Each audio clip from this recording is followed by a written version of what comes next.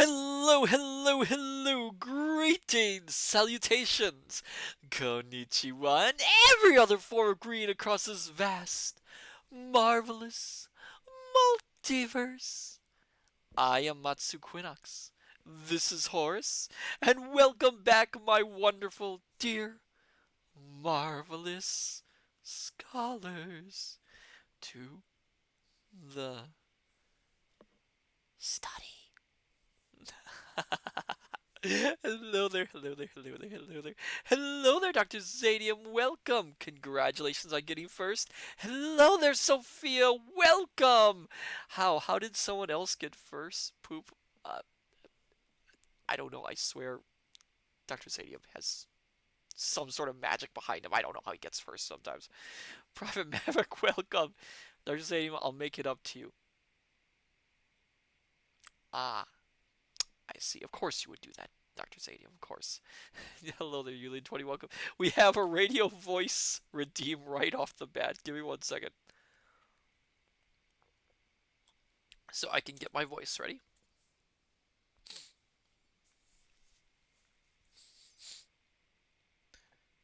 Hello there, all you fine, marvelous, wonderful scholars, and welcome once again to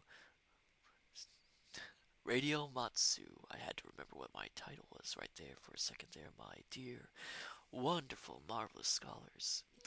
Tonight, we're entertaining you with Robert Louis Stevenson's Kidnapped. So sit back, relax, enjoy yourself here at Radio Matsu. I will be right there with you. I forgot what the title was. Oh dear, I'm sorry. Oh my goodness, goodness, goodness. I'm sorry about that. I hope that at least made up for it, Sophia. Oh, anyway, hello there, all you wonderful scholars. How are you all doing this fine afternoon, evening, morning, wherever you are, whenever you are in this wide, wide, wide, vast omniverse?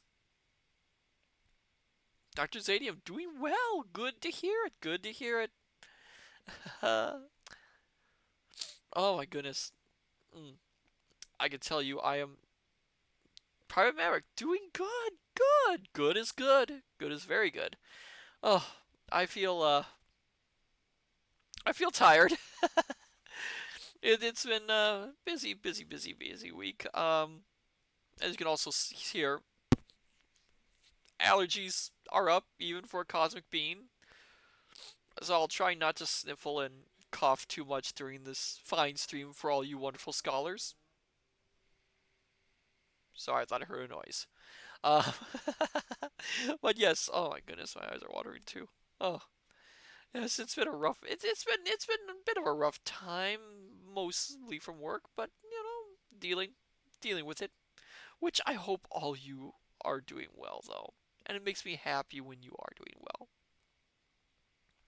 So tonight, my dear scholars, we are continuing our reading of Robert Louis Stevenson's Kidnapped. Horace, do I really have to read this? You know how I feel about this book right now. Well, I know I've got an obligation to them, but couldn't we just sneak off a little bit towards this reading and kind of maybe avoid returning to it? No, I'm not. I'm not trying to weasel out of this. No, I'm not making excuses. All right, I'll read it. I'll read it. Okay.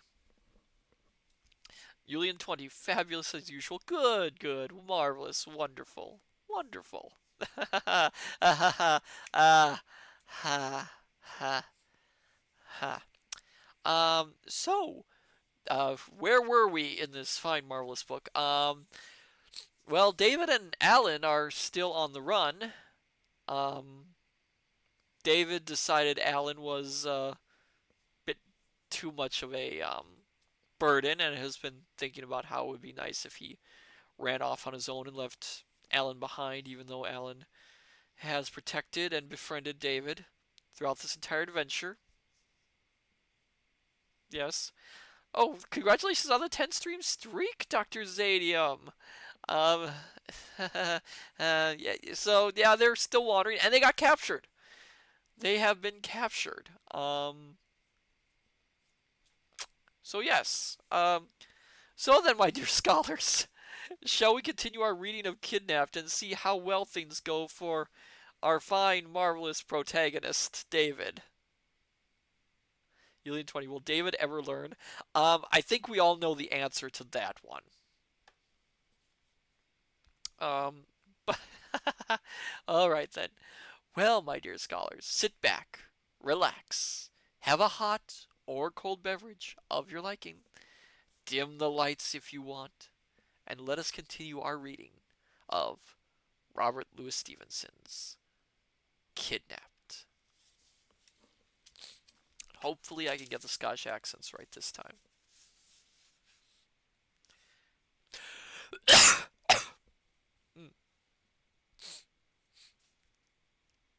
Chapter 23 Clooney's Cage. We came at last to the foot of an extending steep wood, which scrambled up a craggy hillside and was crowned by a naked precipice. "It's here," said one of the guides, and we struck uphill. The trees clung upon the slope, like sailors on the shrouds of a ship, and their trunks were like the rounds of a ladder by which we mounted. Quite at the top, and just before the rock face of the cliff sprang above the foliage, we found that strange house which was known in the country as Clooney's Cage. The trunks of several trees had been wadded across, the intervals strengthened with stakes, and the ground beneath this barricade leveled up with earth to make the floor. A tree which grew out from the hillside was the living center beam of the roof. Oh, that sounds interesting. The walls were of wattle and covered with moss. The whole house had something of an egg shape, and it half hung, half stood in that steep hillside thicket, like a wasp's nest in a green hawthorn. Within, it was large enough to shelter 5 or 6 persons with some comfort. A projection of the cliff had been cunningly employed to be the fireplace, and the smoke rising against the face of the rock, and being not dissimilar in color, readily escaped notice from below. This was but one of Clooney's hiding places.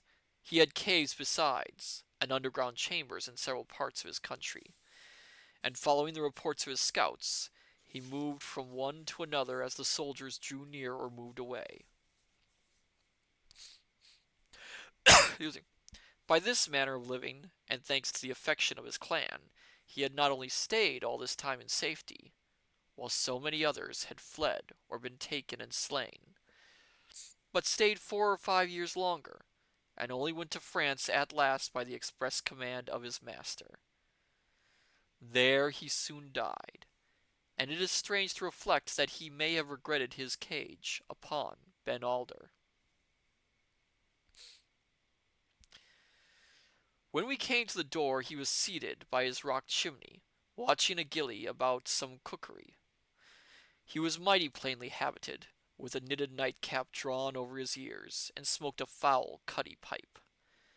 For all that, he had the manners of a king, and it was quite a sight to see him rise out of his place to welcome us. "Well, Mr. Stewart, come away, sir," said he, "and bring in your friend that as yet I dinna ken the name of." "And how is yourself, Clooney?" said Allan.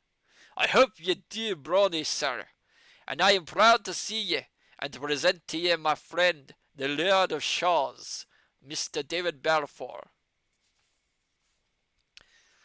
Allan never referred to my estate without a touch of a sneer when we were alone, but with strangers he rang the words out like a herald. "Step in by, the both of ye, gentlemen," says Clooney. "I make ye welcome to my house, which is a queer rude place for certain, but one where I have entertained a royal personage, Mr. Stewart, Ye doubtless ken the personage I have in my eye. We'll take a dram for luck, and as soon as this handless man of mine has the collops ready, we'll dine and take a hand at the carts as gentlemen should. My life is a bit drag, says he, pouring out the brandy. I see little company, and sit and twirl my thumbs, and mind upon a great day that is gone by, and weary for another great day that we all hope will be upon the road. And so, here's a toast to ye. The rest of, yeah, the restoration. Thereupon we all touched glasses and drank. I am sure I wished no ill to King George. That's King George the First, I believe, for all those latecomers. And if he had been there himself in proper person, it's like he would have done as I did. No sooner had I taken out the dram than I felt hugely better, and could look on and listen, still a little mistily perhaps, but no longer with the same groundless horror and distress of mind. It was certainly a strange place, and we had a strange host. In his long hiding, Clooney had grown to have all manner of precise habits, like those of an old, excuse me, like those of an old maid. He had a particular place where no one else must sit. The cage was arranged in a particular way, which none must disturb. Cookery was one of his chief fancies, and even while he was greeting us in, he kept an eye to the collops. It appears he sometimes visited or received visits from his wife and one or two of his nearest friends, under the cover of night, but for the more part lived quite alone, and communicated only with his sentinels and the gillies that waited on him in the cage. The first thing in the morning, one of them, who was a barber, came and shaved him, and gave him the news of the country, of which he was immoderately greedy. There was no end to his questions. He put them as earnestly as a child, and at some of the answers laughed out of all bounds of reason, and would break out again laughing at the mere memory, hours after the barber was gone. To be sure, there might have been a purpose in his questions, for, though he was thus sequestered, and like the other landed gentlemen of Scotland, stripped by the late Act of Parliament of legal powers, he still exercised a patriarchal justice in his clan. Disputes were brought to him in his hiding hole to be decided, and the men of his country, who would have snapped their fingers at the court of session, laid aside revenge and paid down money at the bare word of this forfeited and hunted outlaw. When he was angered, which was often enough, he gave his commands and breathed threats of punishment like any king, and his gillies trembled and crouched away from him like children before a hasty father. With each of them, as he entered, he ceremoniously shook hands, both parties touching their bonnets at the same time in a military manner. Altogether, I had a fair chance to see some of the inner workings of a Highland clan, and this with a proscribed fugitive chief, his country conquered, the troops riding upon all sides in quest of him, sometimes within a mile of where he lay, and when the least of the ragged fellows whom he raided and threatened could have made a fortune by betraying him. Let me get a little quick drink of water.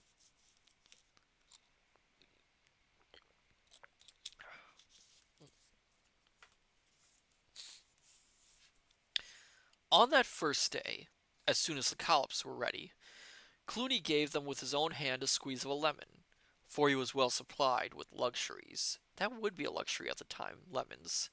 I mean, lemons, of course, aren't very common, I don't think, at that time in Great Britain. They would have to be imported, I believe, in Spain, from Spain, I think.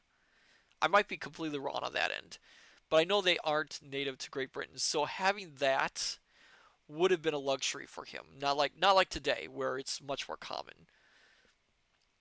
In fact, the ill access of lemons, I believe, again due to the Spanish, is the reason why for a long time the British Navy used limes instead, and thus that's where the term limey came from. Interesting, huh?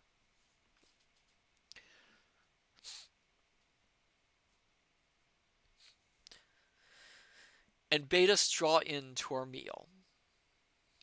"They," said he, meaning the collops, "are such as I gave his Royal Highness in this very house. Bate in the lemon juice, for at that time we were great to get the meat, and now are fast for a kitchen. For a kitchen. Kitchen in this term meaning condiment. Indeed. Let me get the voice right. Indeed, there were more dragoons than lemons in my country in the year 46. I do not know if the collops were truly very good, but my heart rose against the sight of them, and I could eat but little. All the while Clooney entertained us with stories of Prince Charlie's stay in the cage, giving us the very words of the speakers, and rising from his place to show us where they stood. By these I gathered the prince was a gracious, spirited boy, like the son of a race of polite kings, but not so wise as Solomon. I gathered too that while he was in the cage, he was often drunk, so the fault that has since, by all accounts, made such a wreck of him, had even then begun to show itself. We were no sooner done eating than Clooney brought out an old-thumbed, greasy pack of cards, such as you may find in a mean inn, and his eyes brightened in his face as he proposed that we should fall to playing.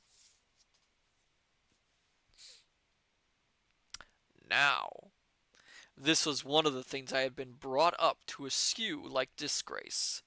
It being held by my father neither the part of a Christian nor yet of a gentleman to set his own livelihood and fish for that of others, on the cast of painted cardboard.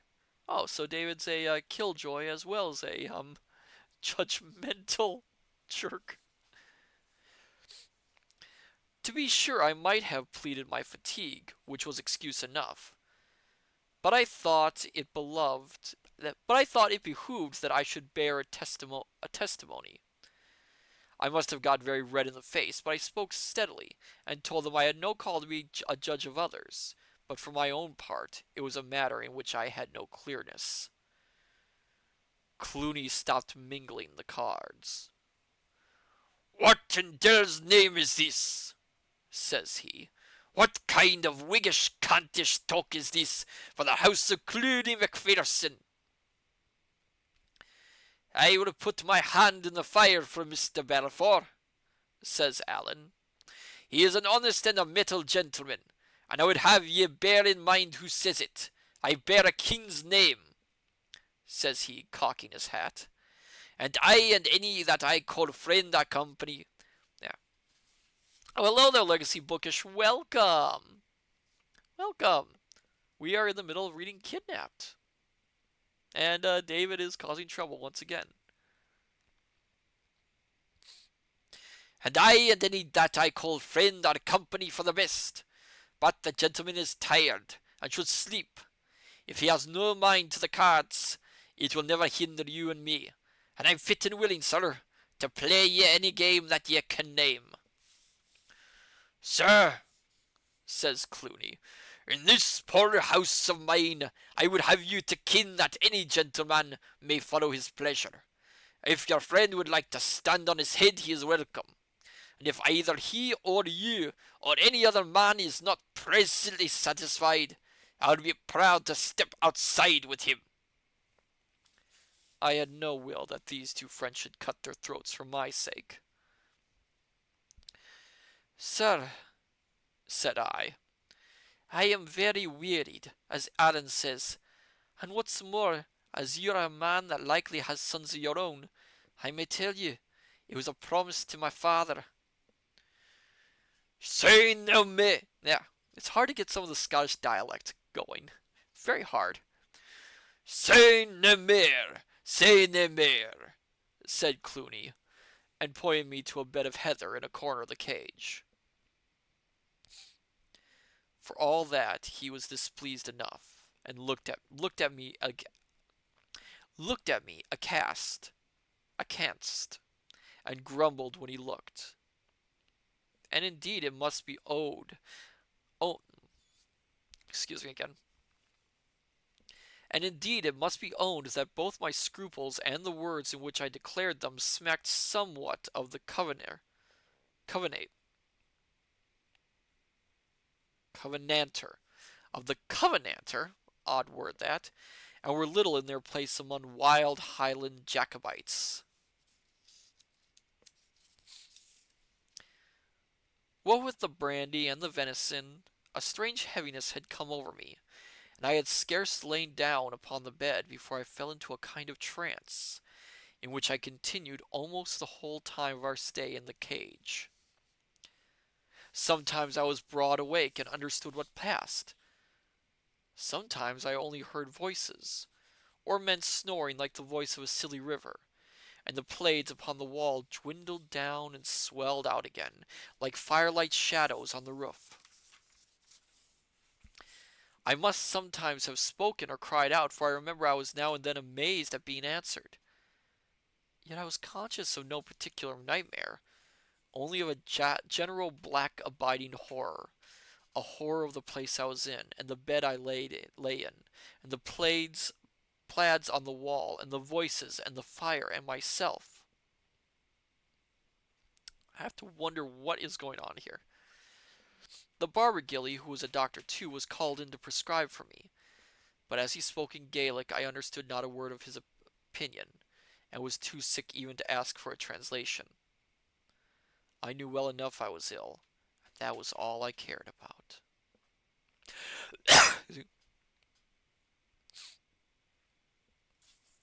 Oh, that is, by the way, when they say the barber Gilly is being a doctor too, that wasn't uncommon at the time.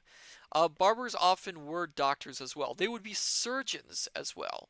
If you need a surgery done, sometimes you would go to the barber. Excuse me. I try not to cough, but these allergies. Where was I? I paid little heed while I lay in this poor pass, but Allen and Clooney were most of the time at the cards, and I am clear that Allen must have begun by winning, for I remember sitting up and seeing them hard at it, and a great glittering pile of as much as 60 or 100 guineas on the table. It looked strange enough to see all this wealth in a nest upon a cliffside, wattled about growing trees.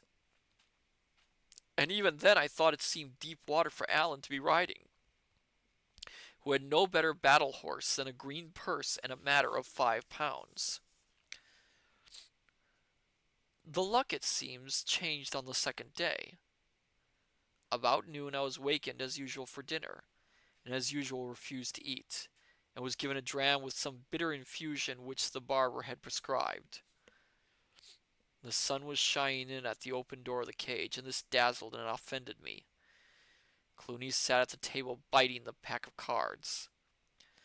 Allen had stooped over the bed and had his face close to my eyes, to which, troubled as they were with the fever, it seemed of the most shocking bigness. He asked me for a loan of my money. "What for?" said I. "Oh, just for a loan," he said. "But why?" I repeated. "I don't see." "Hot David," said Allen, "ye wouldna grudge me a loan?" I would, though, if I had had my senses, but all I thought of then was to get his face away, and I handed him my money.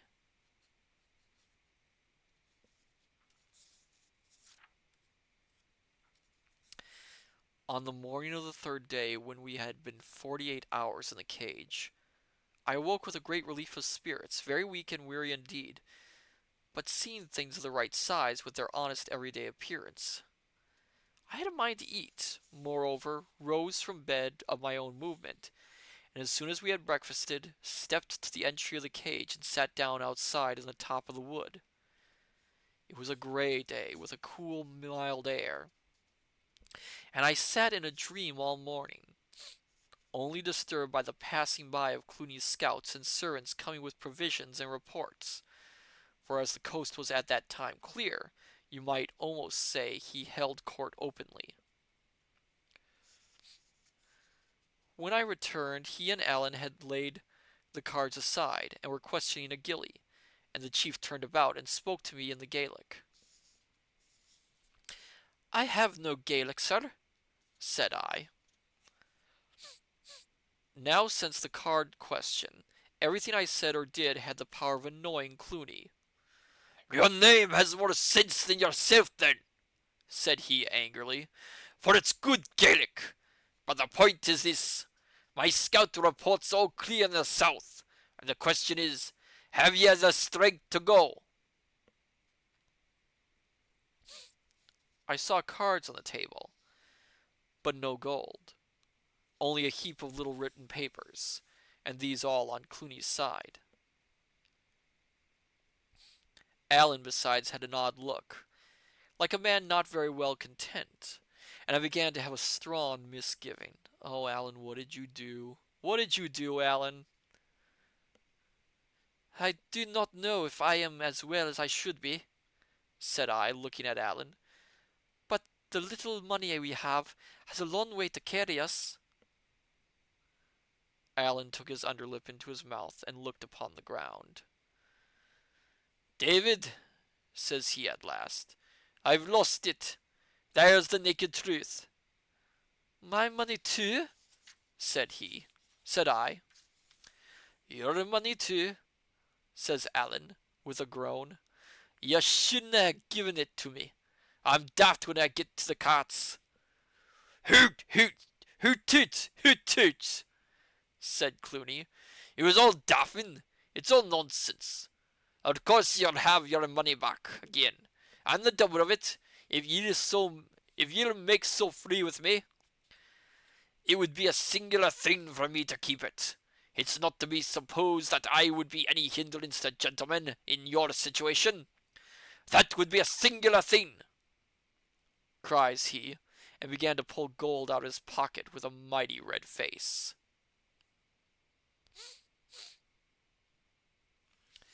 Allen said nothing, only looked on the ground. Wonder what is going on with Allen. I mean, I know David is annoyed by Allen all the time, but I think this might be the first time that David has a legitimate reason to be annoyed with Allen. I mean, if you think about it, Allen did take advantage of him a little bit.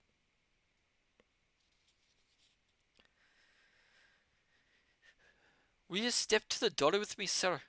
said I. Clooney said he would be very glad, and followed me readily enough, but he looked flustered and put out.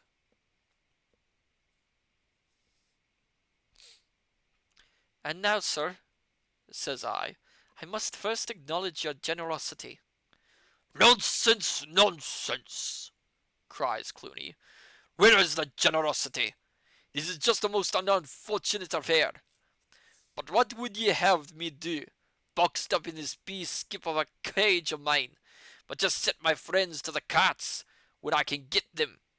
And if they lose, of course, it's not to be supposed—" And here he came to a pause.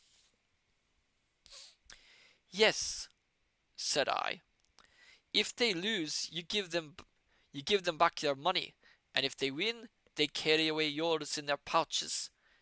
I have said before that I grant your generosity, but to me, sir, it's a very painful thing to be placed in this position." There was a little silence, in which Clooney seemed always as if he was about to speak, but said nothing. All the time he grew redder and redder in the face. "I am a young man," said I, "and I ask your advice. Advise me as you would your son. My friend fairly lost his money, after having fairly gained a far greater sum of yours. Can I accept it back again? Would that be the right part for me to play? Whatever I do, you can see for yourself it must be hard upon a man of any pride. It's rather hard on me too, Mr. Balfour, said Clooney. And ye give me very much the look of a man that has entrapped poor people to their hurt. I wouldn't have my friends come to any house of mine to accept affronts, no, he cried with a sudden heat of anger, nor yet to give them. And so you see, sir, said I, there is something to be said upon my side, and this gambling is a very poor employ for gentlefolk. But I am still waiting your opinion. I am sure if ever Clooney hated any man, it was David Balfour. He looked at me all over with a warlike eye, and I saw the challenge at his lips. But either my youth disarmed him, or perhaps his own sense of justice. Certainly it was a mortifying matter for all concerned, and not least for Clooney, the more credit that he took it as he did. Mr. Balfour, said he, I think you are too nice and covenanting, but for all that you have the spirit of a very pretty gentleman. Upon my honest word, ye may take this money. It's what I would tell my son, and here's my hand along with it. Oh. So yes, I'm kind of torn. Well, no, not actually torn. For once, David kind of does the right thing. I mean, Alan more or less took advantage of David when David was in a very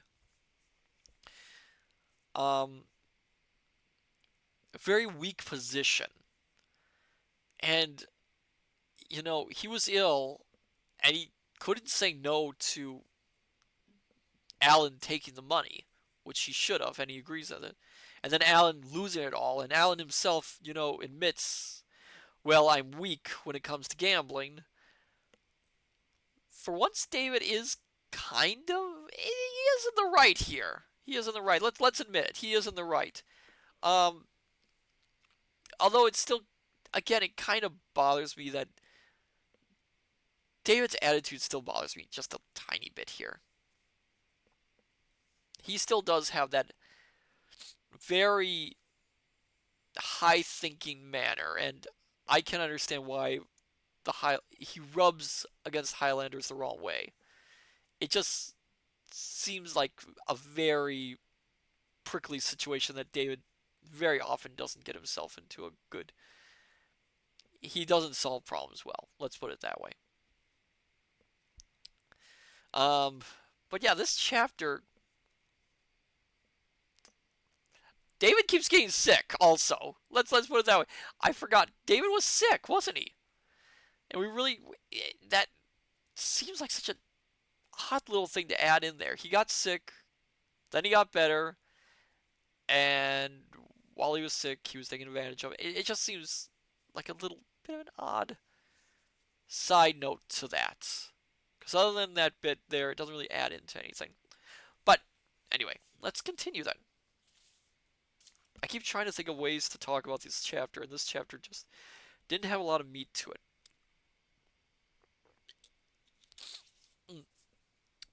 I do thank Kintron, though, for donating this book for our wonderful pleasure. Oh, hello there, One True L. Welcome! We're about to start our second chapter for the evening in Kidnapped.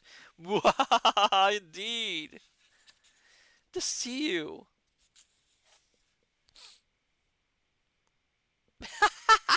Mappy. Excuse me.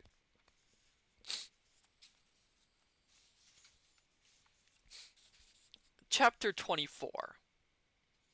The Flight in the Heather. The Quarrel.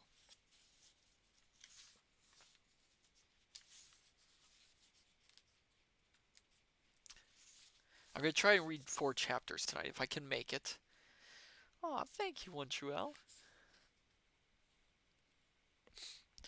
Alan and I were put across Loch Ernoch under cloud of night, and went down its eastern shore to another hiding place near the head of Loch Rannoch, whither we were led by one of the gillies from the cage.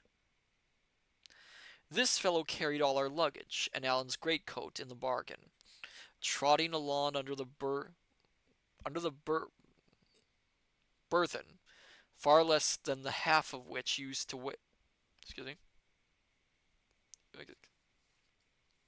Untrue, the cage. Let me get back to that line. I didn't like reading that line. Trotting along under the burthen, far less than the half of which used to weigh me to the ground, like a stout hill pony with a feather. Yet he was a man that, in playing contest, I could have broken on my knee. That's a nice thing to say, David. Doubtless it was a great relief to walk disencumbered, and perhaps without that relief and the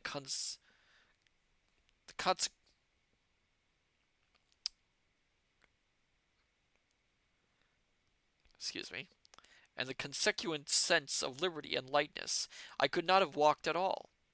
I was but new arisen from a bed of sickness, and there was nothing in the state of our affairs to hearten me for much excursion, travelling as we did over the most dismal deserts in Scotland, under a cloudy heaven, and with divided hearts among the travellers.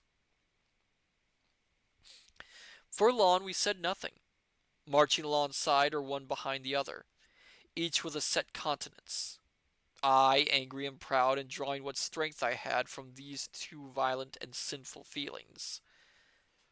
Allan, angry and ashamed, ashamed that he had lost my money, angry that I should take it so ill.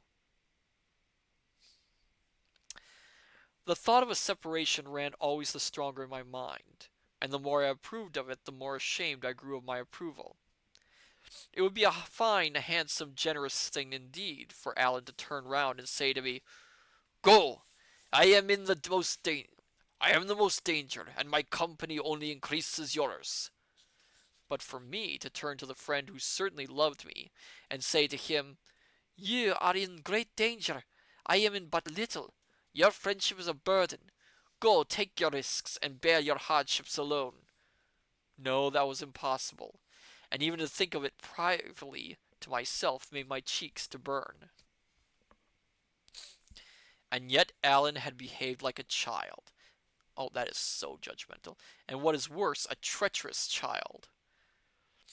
Wheedling my money from me while I lay half conscious was scarce better than theft, and yet here he was trudging by my side without a penny to his name, and by what I could see quite blithe to sponge upon the money he had driven me to beg.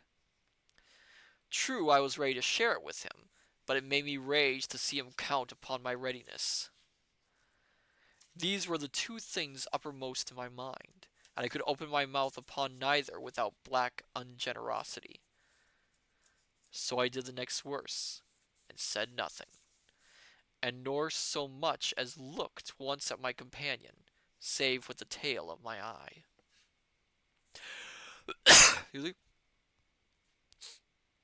At last, upon the other side of Loch Erach, going over a smooth rushy place, where the walking was easy, he could bear it no longer, and came close to me.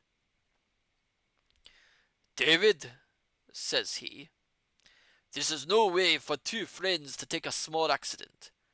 I have to say that I'm sorry, and so that's said. And now if you have anything, you'd better say it." "Oh," says I have nothing."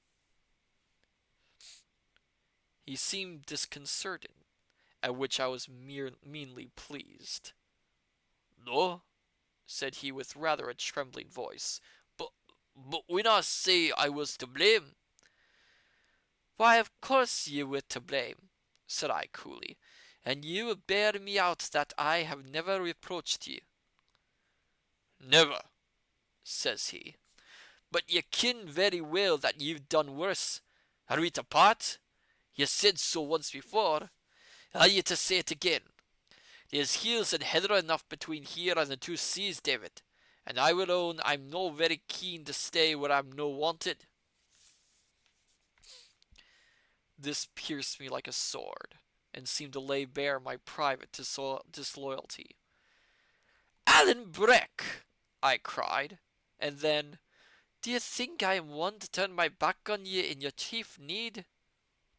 Well, obviously, you were thinking about it. You didn't say it to my face. My whole conduct's there to give the lie to it. It's true. I fell asleep upon the mirror, but that was from weariness, and you did wrong to cast it up to me. Which is what I never did, said Alan.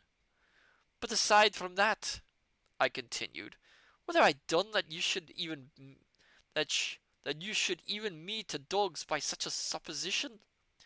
I never yet failed a friend, and it's not likely I'll begin with you. There are things between us that I can never forget, even if you can. I will only say this to you, David, said Alan very quietly, that I have long been owing you my life, and now I owe you money. You should try to make that burden light for me. This ought to have touched me, and in a manner it did, but the wrong manner.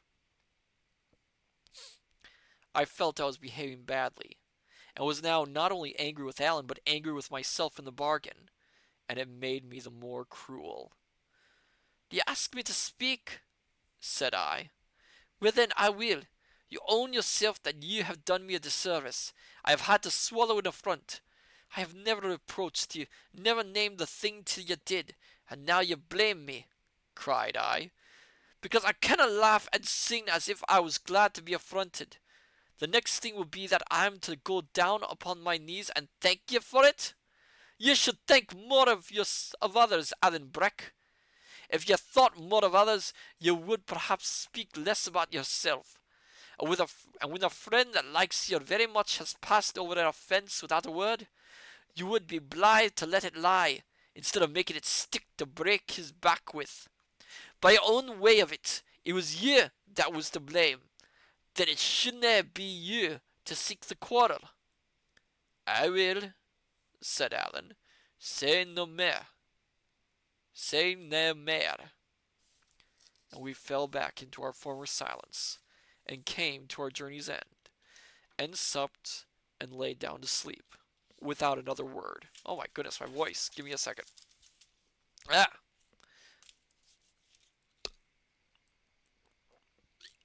Oh my goodness. That's what doing a Scottish accent like that does to your voice.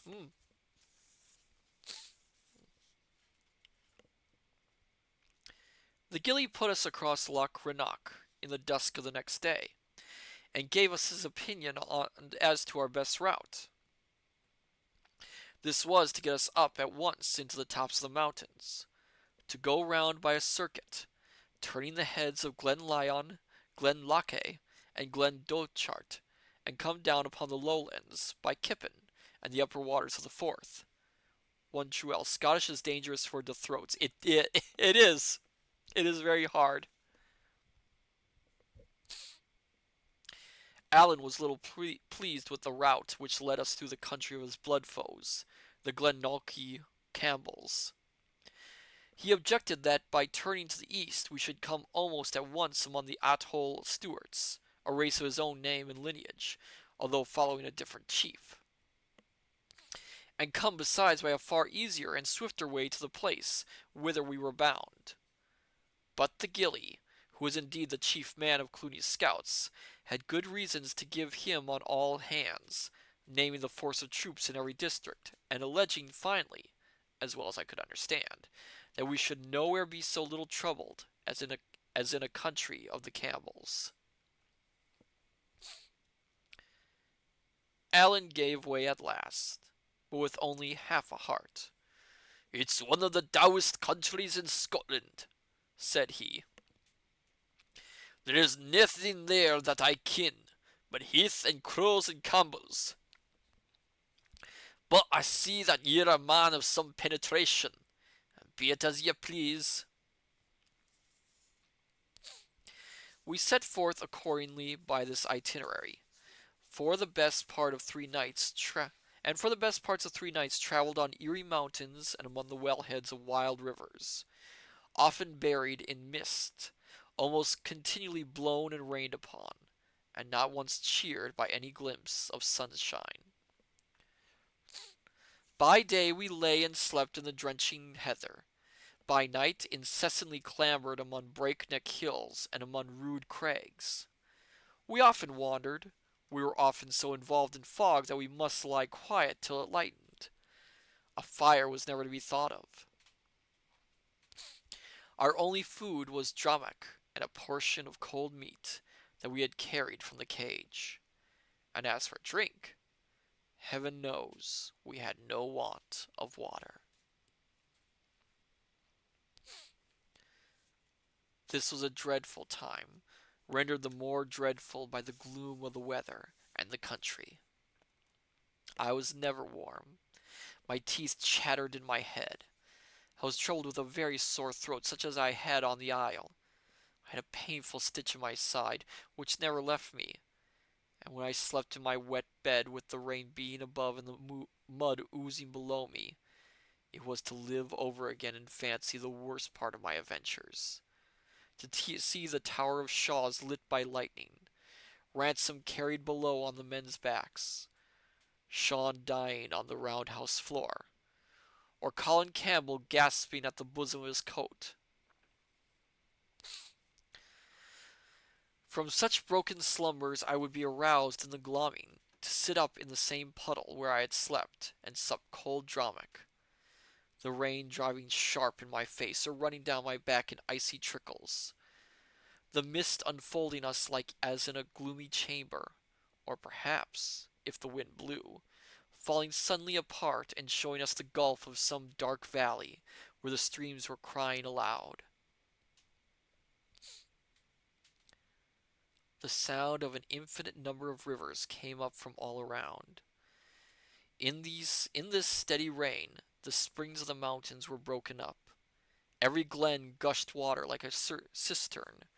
Every stream was in high spat, and had filled and overflowed its channel. During our night tramps it was solemn to hear the voices of them below in the valleys, now booming like thunder, now with an angry cry. I could well understand the story of the water kelpie, that demon of the streams who is fabled to keep wailing and roaring at the ford until the coming of the doomed traveler. We get another drink of water.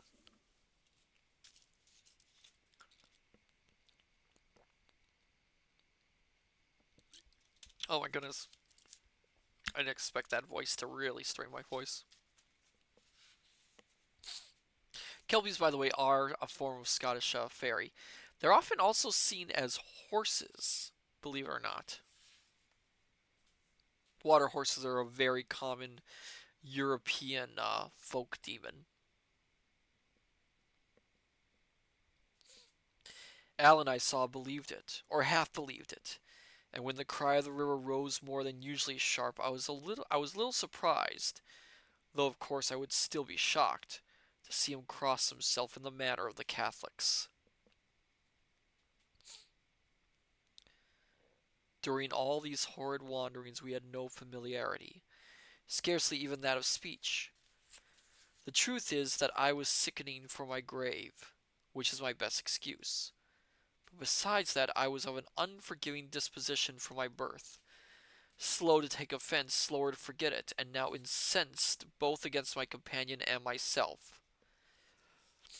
For the best part of 2 days he was unweariedly kind, silent indeed, but always ready to help, and always hoping, as I could very well see, that my displeasure would blow by. For the same length of time I stayed in myself, nursing my anger, roughly refusing his services, and passing him over with my eye as if he had been a bush or a stone. The second night, or rather the peep of the third day, found us upon a very open hill, so that we could not follow our usual plan and lie down immediately to eat and sleep. Before we had reached a place of shelter, the grey had come pretty clear, for though it still rained, the clouds ran higher, and Allan, looking in my face, showed some marks of concern. "You had better let me take your pack," said he, for perhaps the 9th time since we had parted from the scout beside Loch Rannoch. "I do very well, I thank ye," said I, as close as cold as ice. Alan flushed darkly. "I'll not offer it again," he said. "I'm not a patient man, David." "I never said you were," said I, which was exactly the rude, silly speech of a boy of 10. Alan made no answer at the time, but his conduct answered for him. Henceforth, it is to be thought, he quite forgave himself for the affair at Cluny's, cocked his hat again, walked jauntily, whistled airs, and looked at me upon one side with a provoking smile.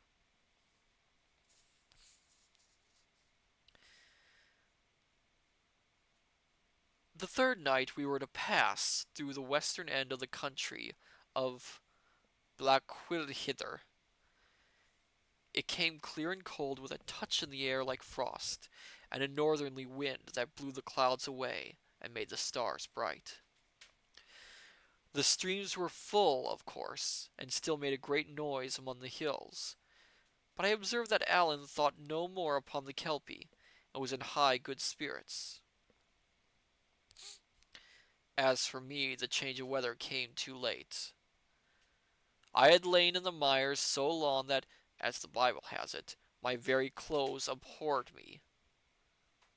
I was dead weary, deadly sick, and full of pains and shiverings. The chill of the wind went through me, and the sound of it confused my ears. In this poor state I had to bear from my companion something in the nature of a persecution. He spoke a good deal, and never without a taunt. Whig was the best name he had to give me. "Here," he would say, "here's a dub for ye to jump, my Wiggy. I ken you're a fine jumper," and so on, all the time with a giving voice and face. I knew it was my own doing, and no one else's, but I was too miserable to repent. I felt I could drag myself but little farther pretty soon.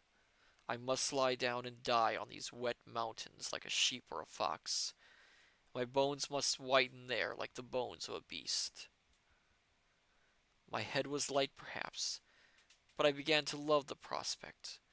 I began to glory in the thought of such a death, alone in the desert with the wild eagles besieging my last moments. Allan would repent then, I thought.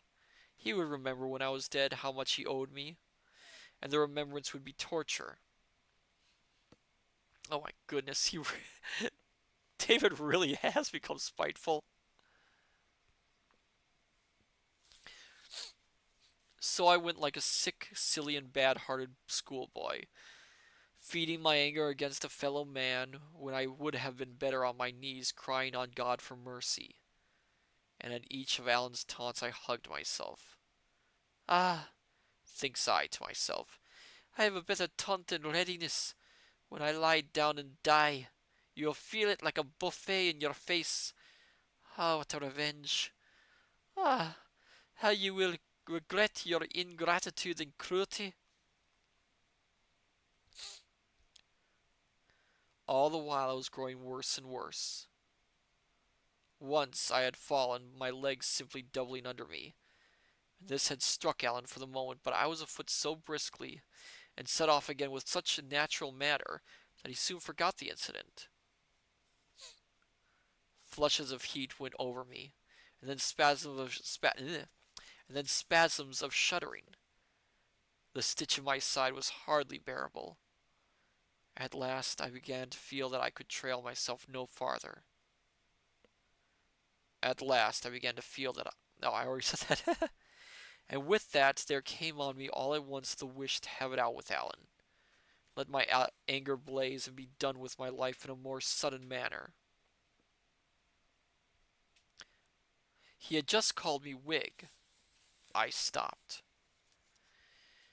"Mr. Stewart," said I in a voice that quivered like a fiddle string, "you are older than I am, and should know your manners. Do you think it either very wise or very witty to cast my politics in my teeth?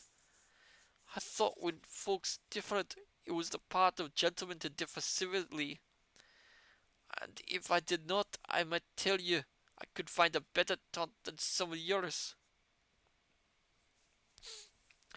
Alan had stopped opposite to me, his hat cocked, his hands in his breeches pocket, his head a little on one side.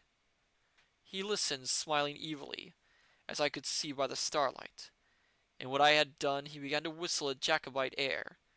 It was the air made in mockery of General Cope's defeat at Preston Pans. Let me get a drink of water because there's a little bit of a singing part here.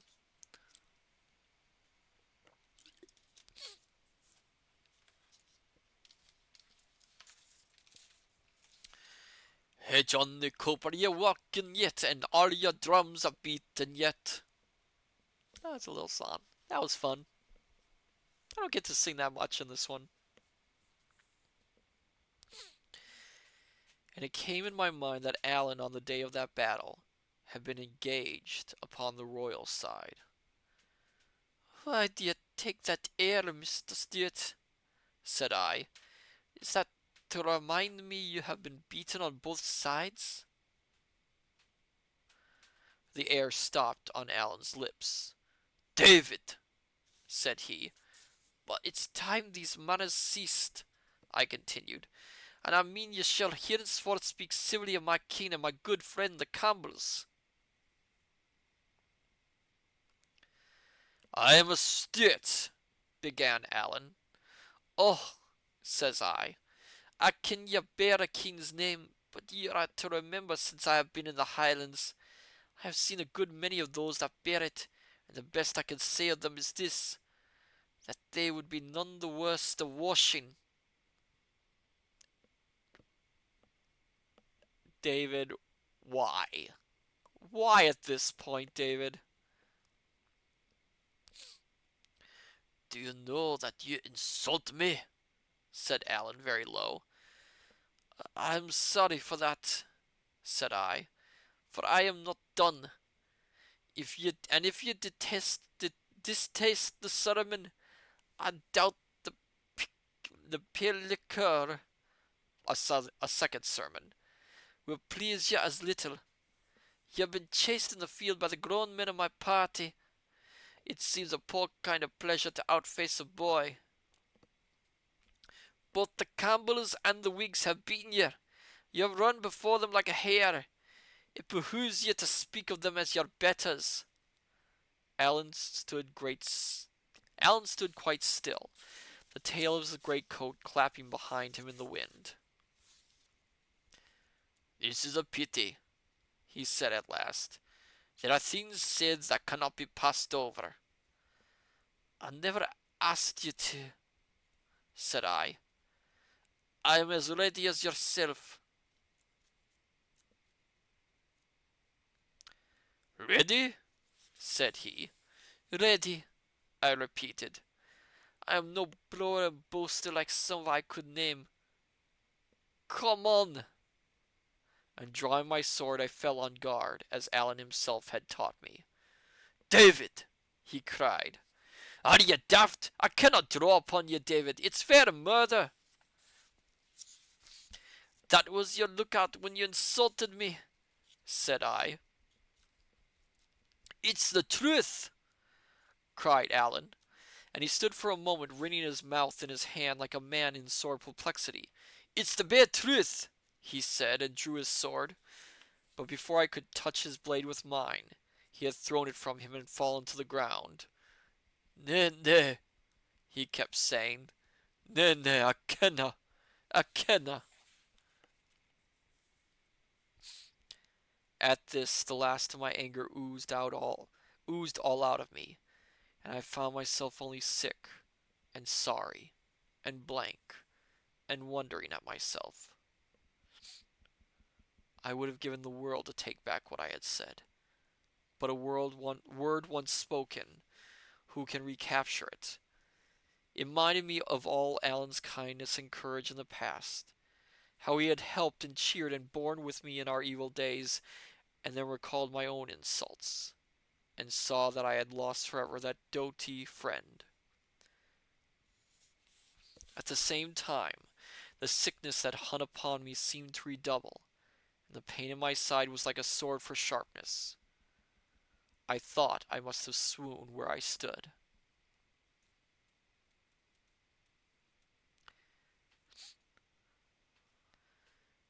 This is what that this it was that gave me a thought. No apology could blot out what I had said. It was needless to think of one. None could cover the offense. But when an apology was vain, a mere cry for help might bring Alan back to my side. I put my pride away from me. Excuse me. Alan, I said, if you cannot help me, I must just die here. He started up sitting and looked at me. It's true, said I. I'm by with it. Oh, let me get into the build of a house. I'll I can die there easier. I can die there easier. I had no need to pretend whether I chose or not. I spoke in a weeping voice that would have melted a heart of stone. Can you walk? Asked Alan. No, said I. Not without help. This last hour my legs have been fainting under me.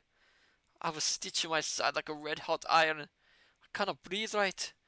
If I die, you can forgive me, Alan. In my heart I liked you fine, even when I was the angriest. Whish it, cried Alan. Do not say that, do not say that. David, man, you can't. He shut his mouth upon a sob. Let me get you my arms about you, he continued. That's the way. Now lean upon me hard. Good kins where there's a house. When Blair kid hither too. There should be no want of houses, no friend houses here. Do you gain easier so, Davy? Aye, said I. I can be doing this way, and I pressed his arm with my hand. Again he came near sobbing. Davy, said he, I'm no right man at all. Sorry about that, accent slipped. I have neither sense nor kindness. I couldn't remember you with just a bairn. I couldn't see you dying on your feet, Davy. You'll have to try and forgive me. Oh man, let's say no more about it, said I. We're neither one of us to mend the other. That's the truth. We must just bear and forbear, man, Alan. Oh, but my stitch is sore. Is there near a house? I'll find a house to you, David, he said stoutly.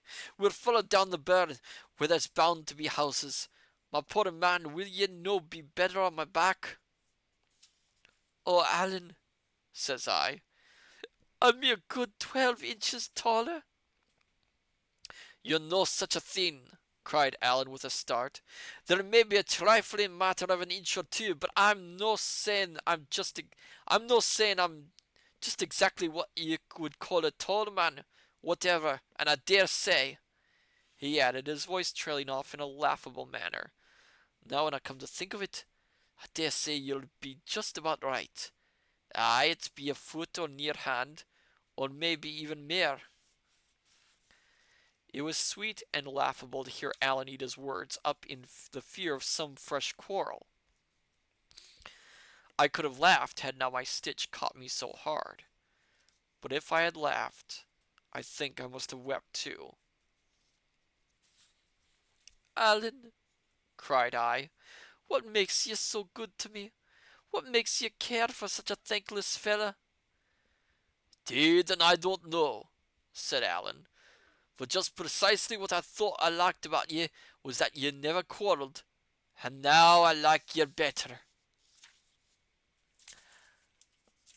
I'm not sure. Well, I mean, they had their little quarrel there. Oh my goodness, went down the wrong pipe. And for once, David actually acknowledges that he is in the wrong here, which is kind of refreshing. I mean, all this time, David's been silently judging Alan for everything he does, and Alan has been with that one instance outside that.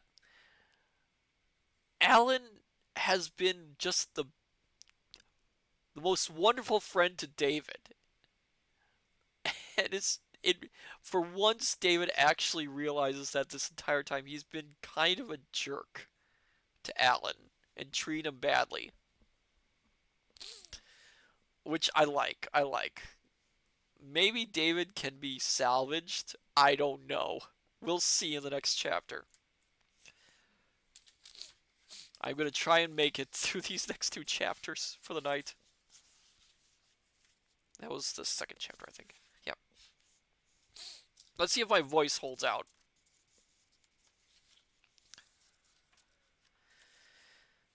Chapter 25. In Balquihidr. Let's see how much. Okay. Not too many pages in this one. At the door of the first house we came to, Alan knocked, which was no very safe enterprise in such a part of the Highlands as the braes of Balquihidr. No great clan held rule there. It was filled and disputed by small septs and broken remnants, and what they called chiefless folk, driven into the wild country about the springs of Forth and Teith by the advances of the Campbells. Here were Stuarts and MacLarens, which came to the same thing, for the MacLarens followed Alan's chief in war, and made but one clan with Appin. Here too were many of that old prescribed nameless red-handed clan of the MacGregors. They had always been ill considered, and now worse than ever, having credit with no side or party in the whole country of Scotland. Their chief, MacGregor of MacGregor, was in exile. The more immediate leader of that part of them about Balquhidr, James Moore, Rob Roy's eldest son, lay waiting his trial in Edinburgh Castle. Well, Rob Roy was a very famous figure I think he actually did exist in Scottish history. But there was many a story told of him and many a movie made of him. They were in ill blood with Highlander and Lowlander, with the Grahams, the MacLarens, and the Stuarts, and Alan, who took up the quarrel of any friend, however distant, was extremely wishful to avoid them.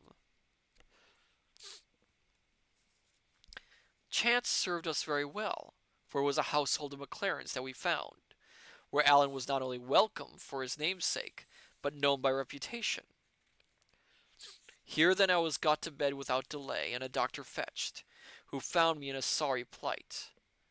But whether because he was a very good doctor, or I a very young, strong man, I lay bedridden for no more than a week, and before a month I was able to take the road again with a good heart. This just made me realize how long this story is taking place. This is not a short tale. This is taking place over a matter of many months that David has gone through this. It's quite interesting. All this time, Alan would not leave me, though.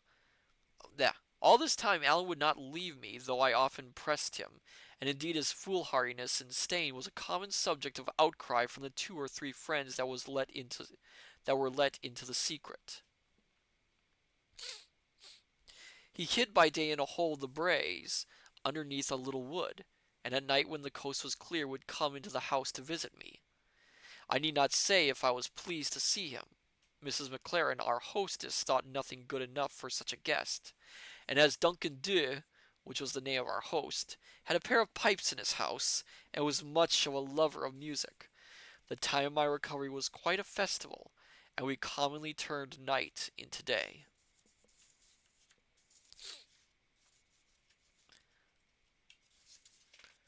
The soldiers let us be, although once a party of two companies and some dragoons went by in the bottom of the valley, where I could see them through the window as I lay in bed. What was much more astonishing, no magistrate came near me, and there was no question put of whence I came or whither I was going. And in that time of excitement I was as free of all inquiry as though I had lain in a desert. Yet my presence was known before I left to all the people in Balquhidder and the adjacent parts, many coming about the house on visits, and these, after the custom of the country, spreading the news about among their neighbors. The bills, too, had now been printed.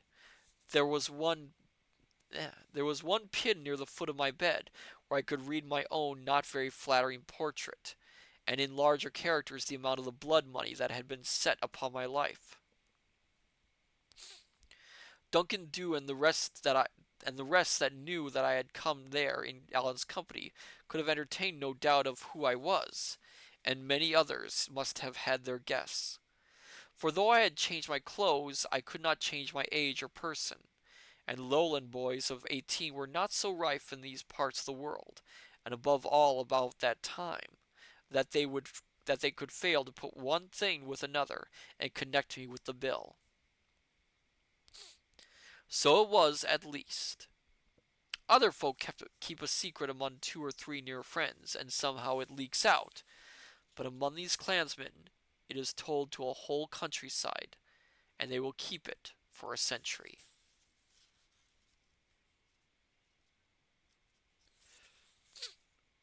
There was but one thing that happened worth narrating, and that is the visit I had of Robert Oig, one of the sons of the notorious Rob Roy.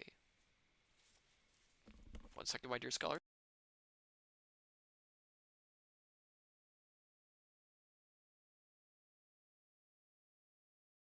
He was sought upon all sides on a charge of carrying a young woman from Balforn and marrying her, as was alleged, by force, yet he stepped about Balquhidder like a gentleman in his own walled policy. It was he who had shot James McLaren at the plough stilts, a quarrel never satisfied, yet he walked into the house of his blood enemies as a rider might into a public inn. I don't know why this book has to note that rider means commercial traveler. I think we can assume this by what the context is of this story.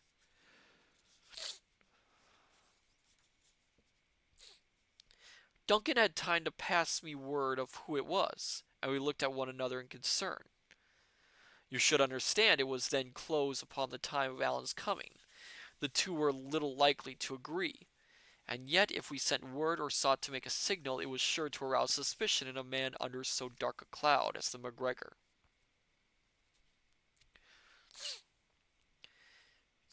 He came in with a great show of civility, but like a man among inferiors, took off his bonnet to Mrs. McLaren, but clapped it on his head again to speak to Duncan, and having thus set himself, as he would have thought, in a proper light, came to my bedside and bowed.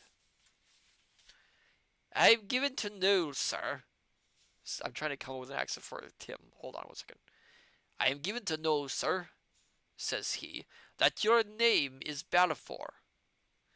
They call me David Balfour, said I, at your service. I would give ye my name in return, sir, he replied, but it's one somewhat blown upon of late days, and it'll perhaps suffice if I tell ye that I am my own brother to James Moore Drummond, or MacGregor, of whom ye will scarce have failed to hear. No, sir, said I, a little alarmed, nor yet of your father, MacGregor Campbell. And I sat up and bowed in bed, for I thought best to compliment him, in case he was proud of having had an outlaw to his father. He bowed in return. But what I am come to say, sir, he went on, is this. In the year 45 my brother raised a part of the Gregara, and marched 6 companies to strike a stroke for the good side. And the surgeon that marched with our clan and cured my brother's leg when it was broken in the brush at Preston Pans was a gentleman of the same name precisely as yourself. He was a brother to Balfour of Bath, and if you are in any reasonable degree of nearness one of that gentleman's kin, I have come to put myself and my people at your command. You are to remember that I knew no more of my descent than any cager's dog. My uncle, to be sure, had prated of some of our high connections, but nothing to that present purpose, and there was nothing left to me but that bitter disgrace of owning that I could not tell.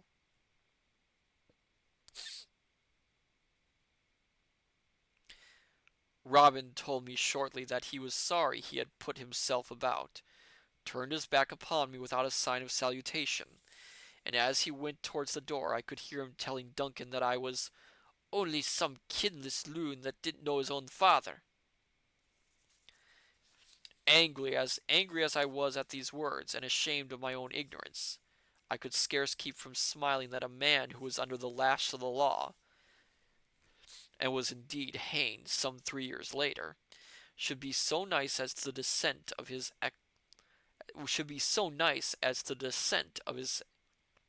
acquaintances. Just in the door he met Alan coming in, and the two drew back and looked at each other like strange dogs. They were neither of them big men, but they seemed fairly to swell out with pride. Each wore a sword, and by a movement of his haunch thrust clear the hilt of it, so that it might be more readily grasped and the blade drawn. "Mr. Stewart, I am thinking," said Robin. "Troth, Mr. McGregor, it is not a name to be ashamed of," answered Allan. "I did not know ye were in my country, sir," says Robin. "It sticks in mind that I am in the country of my friends the McLarens," says Allan. "That's a kittle point," returned the other. There may be two words to that, but I think I would have heard that you are a man of your sword." "Unless ye were born deaf, Mr. McGregor, ye would have heard a good deal more than that," says Allan. "I am not the only man that can draw steel and happen. And when my kinsman and Captain Ardsale had a talk with a gentleman of your name, not so many years back, I could never hear that the McGregor had the best of it." "Do you mean my father, sir?" says Robin. "Well, I wouldn't wonder," said Allan. "The gentleman I have in my mind had the ill taste to clap Campbell to his name." "My father was an old man," returned Robin. "The match was unequal. You and me would make a better pair, sir." "I was thinking of that," said Allan. I was half out of bed, and Duncan had been hanging at the elbow of these fighting cocks, ready to intervene upon the least occasion. But when that word was uttered, it was a case of now or never. Excuse me. And Duncan, with something of a white face to be sure, thrust himself between. "Gentlemen," says he, "I would have been thinking of a very different matter whatever. Here are my pipes, and here are you gentlemen who are both acclaimed pipers. It is an old dispute which one of ye is the best. Here will be a broad chance to settle it." "Why, sir," said Allan, still addressing Rob. No, that was Allan, not Robin. Oh my goodness. "Why, sir," said Allan, still addressing Robin, from whom indeed he had not so much as shifted his eyes, nor yet Robin from him. "Why, sir," says Allan, "I think I would have heard some sort of the sort, me rumour. Have ye music, as folk say? Are ye a bit of a piper? I can pipe like a McCrimmon, cries Robin. Oh, that's nice. Uh, um, are there any Doctor Who fans here in this little chat? If you are, some of you may be aware of one of the Doctor's companions, Jamie McCrimmon, who was also a Jacobite, and indeed, McCrimmons were part of that conflict, although the McCrimmons themselves were actually historically on the other side of the conflict. They actually fought for George the First rather than on the Jacobite side. Oh, hello there, Firefly. Welcome. Of course, yes, yes. So that gives me a little bit of a laugh. That reference in here, a historical reference, I should say, not a reference to Doctor Who. I mean, obviously this book was written before that. And that is a very bold word, quoth Alan. I have made bolder words good before now, returned Robin, and that against better adversaries. It is easy to try that, says Alan. Duncan Dhu made haste to bring out the pair of pipes that was his principal possession, and to set before his guests a mutton ham and a bottle of that drink which they call Arthole Brose, and which is made of old whiskey, strained honey, and sweet cream. Ugh. Slowly beaten together in the right order and proportion. The two enemies were still on the very breach of a quarrel, but down they sat, one upon each side of the peat fire, with a mighty show of politeness. McLaren pressed them to taste his mutton ham and the wife's brose, reminding them the wife was out of Arthole, and made a name far and wide for her skill in that confection. But Robin put aside these hospitalities as bad for the breath. I would have yes to remark, sir, said Alan, that I have ne'er broken bread for near upon 10 hours, which will be worse for the breath than any brose in Scotland. I'll take no advantage, Mr. Stewart, replied Robin. Eat and drink. I'll follow ye.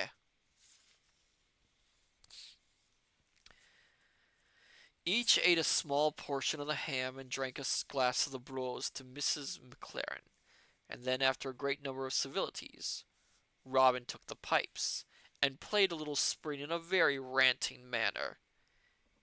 Aye, you can blow, said Alan, and taking the instrument from his rival, he first played the same spring in a manner identical with Robin's, and then wandered into variations, which, as he went on, he decorated with a perfect flight of grace notes, such as pipers love and call the warblers. I had been pleased with Robin's playing. Alan's ravished me. That's no very bad, Mr. Stewart, said the rival, but ye show poor device in your warblers. Me? Cried Alan, the blood starting to his face. I'll give ye the lie. Do ye own yourself beaten at the pipes, then?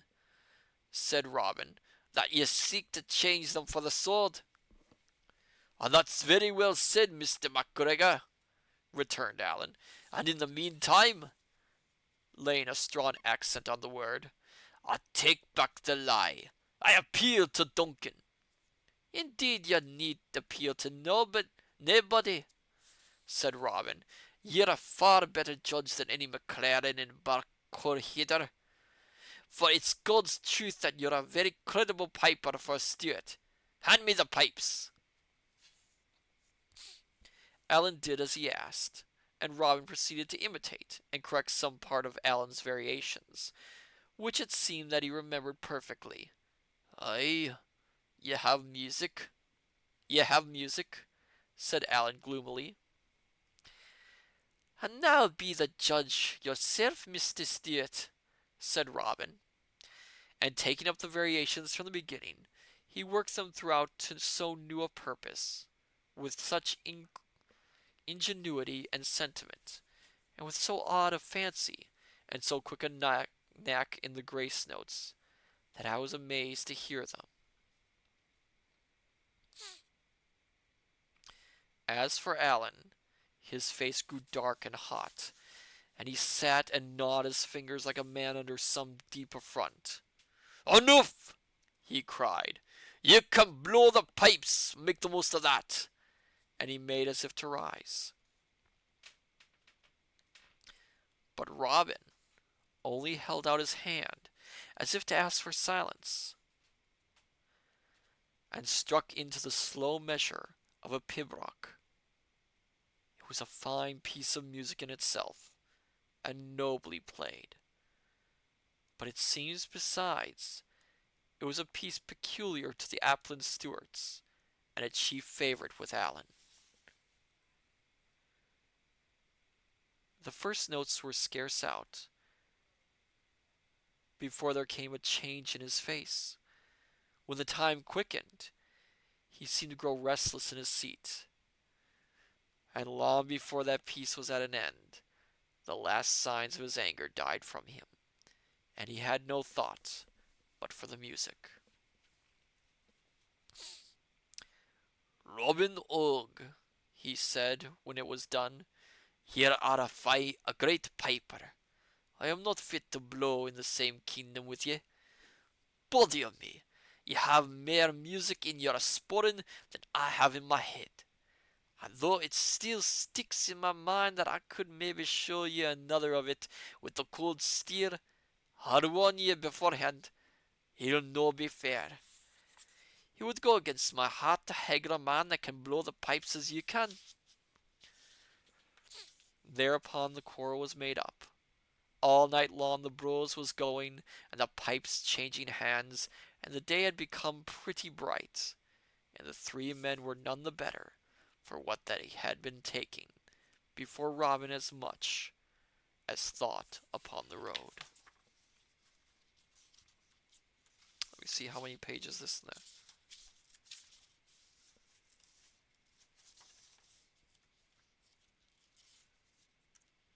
You know what? I'm wondering if I should stop here. I'm going to check something here.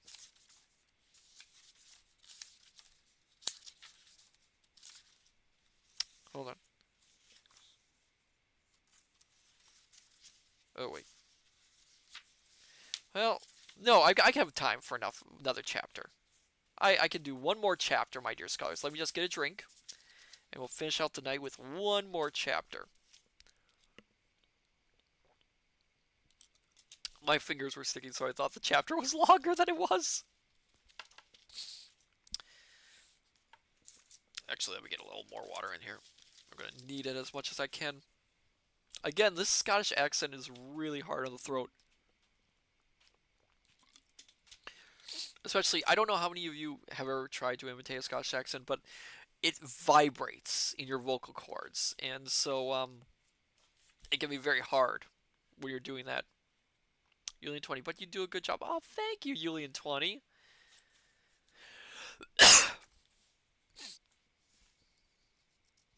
Chapter 26. End of the flight. We pass the 4th. The month, as I have said, was not yet out, but it was already far through August, and beautiful warm weather, with every sign of an early and great harvest. When I was pronounced able for my journey, our money was now run to so low an ebb that we must think first of all on speed, for if we came not soon to Mr. Rankiller's, or if when we came there he should fail to help me, we must surely starve. In Allen's view, besides, the hunt must have now greatly slackened, and the line of the Forth and even Stirling Bridge, which is the main pass over that river, would be watched with little interest. "It is a chief principle in military affairs," said he, "to go where ye are least expected. Forth is our trouble. Ye ken the saying. Forth brittles the wild Highlandman." Well, if we seek to creep round the head of that river and come down by Kippen or Barrethorn, it's just precisely there that I'll be looking to lay hands on us.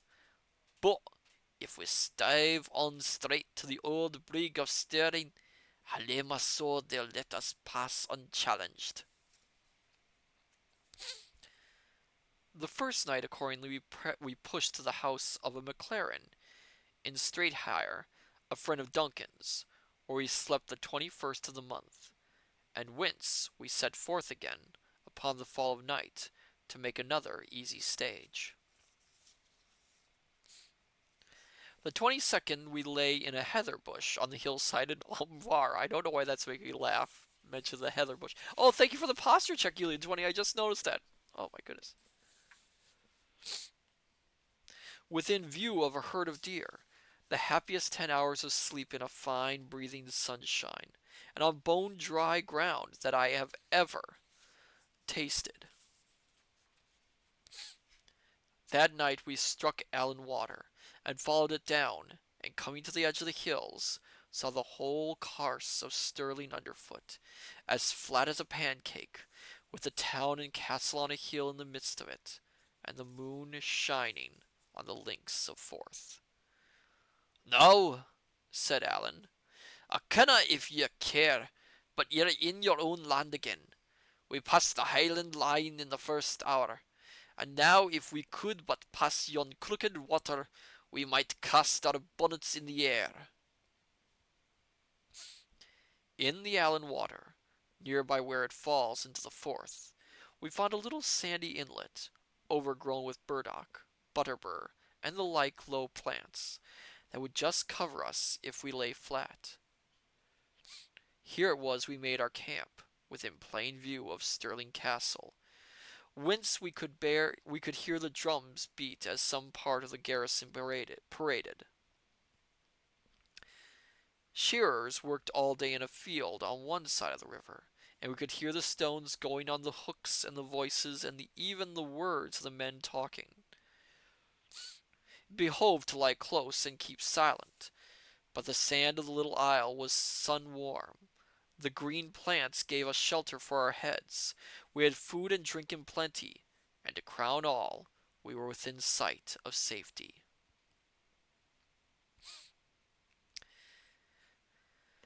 As soon as the shearers quit their work and the dusk began to fall, we waded ashore, and struck for the bridge of Stirling, keeping to the fields and under the field fences. The bridge is close under the castle hill, an old high. Oh, thank you for the raid, Jewelry Jelly. Welcome. Let me do a little shout out to you. Shout out, shout out, shout out. Hello, Jewelry Jelly. What were you streaming? Were you having fun tonight?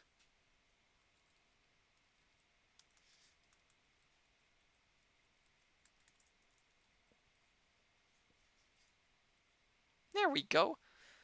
Jewelry Jelly, we finished up for the frog, the bell tolls. Oh, that sounds fun! I've heard of it. I have never played it.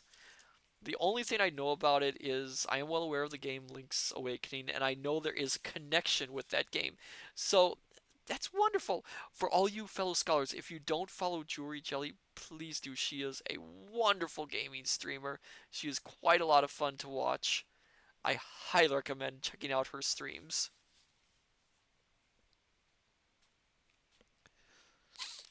Where was I? I got so excited I lost my place.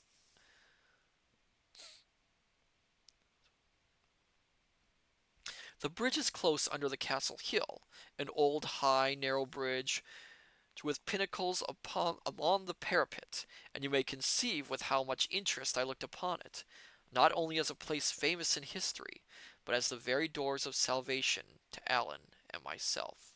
So for the question, if I recall, Stirling Bridge was a site of a very famous battle, and of course I am blanking out on the battle because I'm so worn out from this reading. The moon was not yet up when we came there. A few lines shone along the front of the fortress, and lower down a few lighted windows in the town. but it was almighty still, and there seemed to be no guard upon the passage. I was for pushing straight across, but Alan was more wary. "It looks unco quiet," said he, "but for all that we'll lie down here cannily behind the dyke and make sure." So we lay for about a quarter of an hour, whiles whispering, whiles lying still, and hearing nothing earthly but the washing of the water on the piers.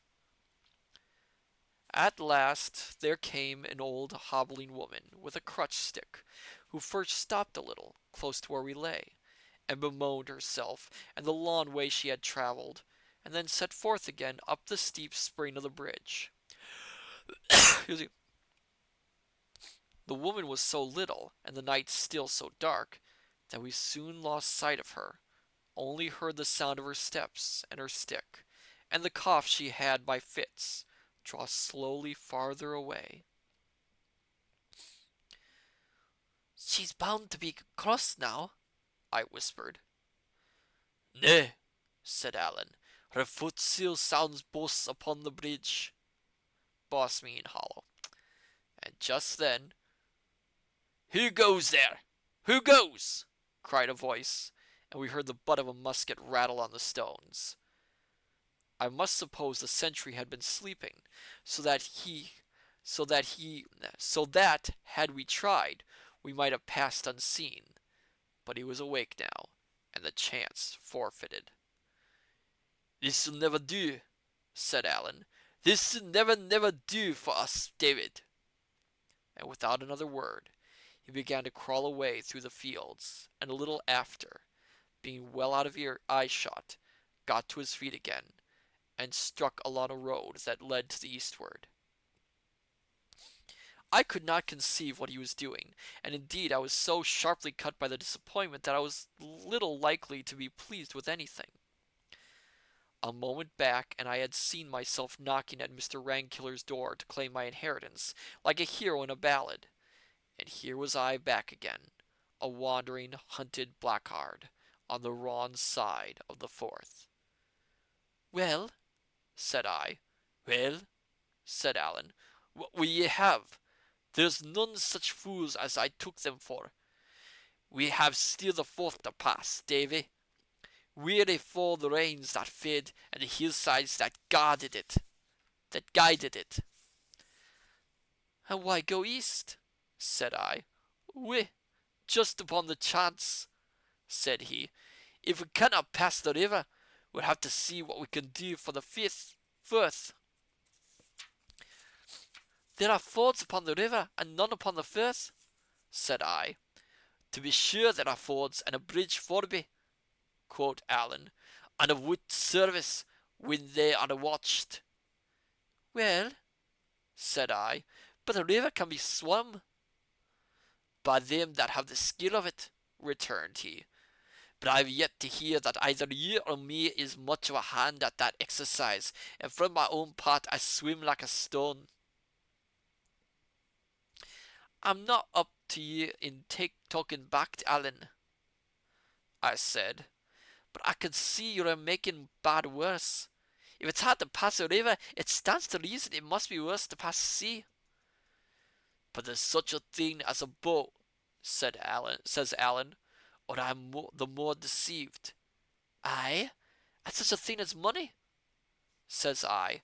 "But for us that have neither one nor other, they might just as well not have been invented."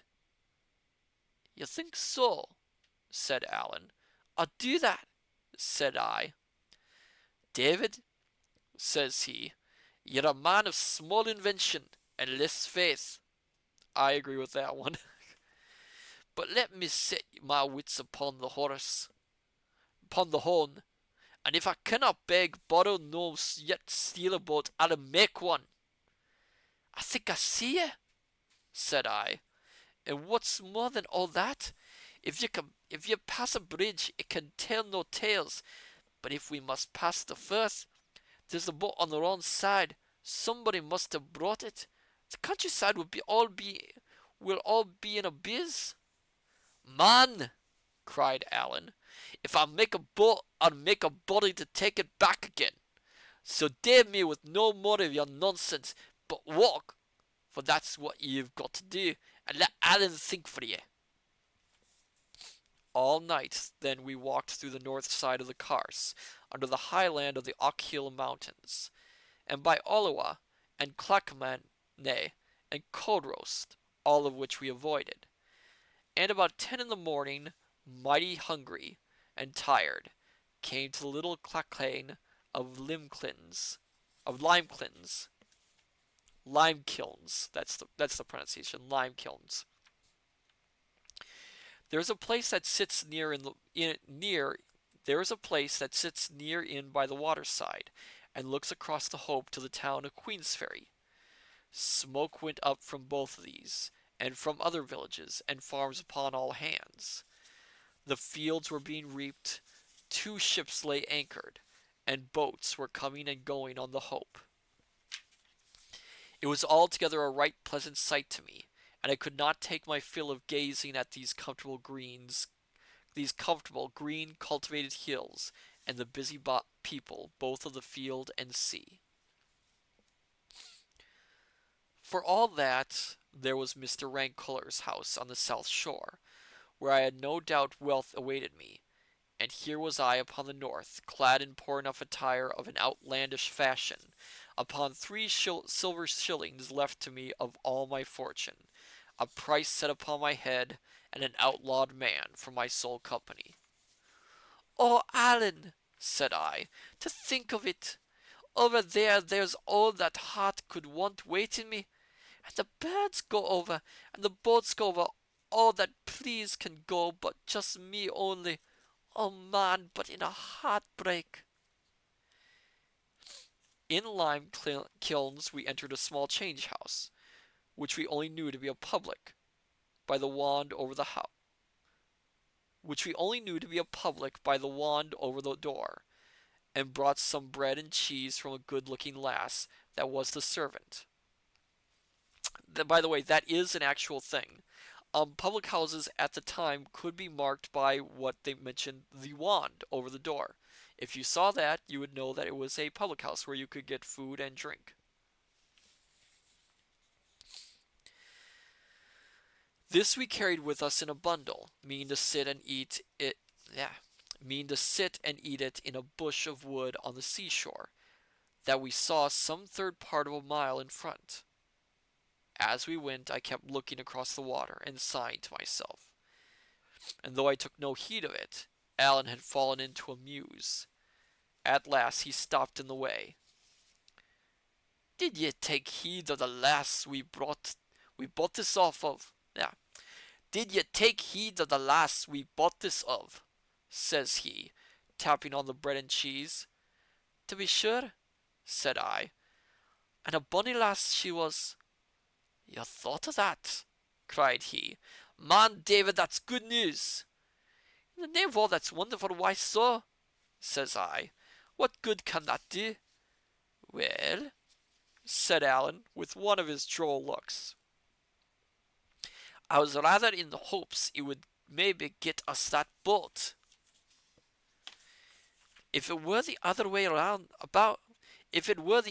about, it would be liker it," said I.